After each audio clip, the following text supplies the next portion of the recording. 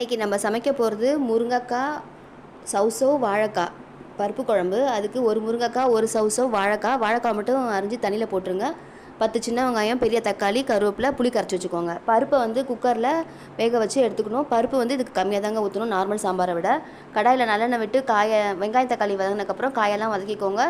சாம்பார் தூள், மல்லித்தூள், மஞ்சத்தூள், உப்பெல்லாம் போட்டுக்கோங்க. சாம்பார் தூள் இதுக்கு கொஞ்சம் கம்மியாக போடுங்க, ஏன்னா கடைசியாக இன்னொரு தூள் வந்து வறுத்து அரைக்கணும். அதனால் அரை வேக்காடு வெந்தக்கப்புறமா பருப்பும் புளி கரைச்சலையும் ஊற்றி நல்லா கொதிக்க விடுங்க. கொதிச்சக்கப்புறமா கடாயில் நல்லெண்ணெய் விட்டு கடுகு, ஜீரகம், வெந்தயம், காஞ்ச மிளகா, கருவேப்பிலை, கட்டி பெருங்காயெல்லாம் போட்டு தாளித்து கொட்டிடுங்க. இன்னொரு கடாயில் தேங்காய் 2 டேபிள் ஸ்பூன் வறுத்து எடுத்துக்கோங்க. அதே கடாயில் கொஞ்சமாக மல்லி, மிளகு, ஜீரகம், வெந்தயம் எல்லாத்தையும் வறுத்து ஒன்றா பொடி இது குறப்பாக ஓட்டி போட்டுருங்க. போட்டுட்டு நல்லா தலைப்புலன்னு கொதிச்சக்கப்புறமா குக்கரை லாக் பண்ணி 2 நிமிஷம் வச்சிட்டிங்கன்னா இந்த குழம்பு சீக்கிரம் ஆகிடும். கடைசியாக கொத்தமல்லி தூவி இறக்குனா குழம்பு ரெடி.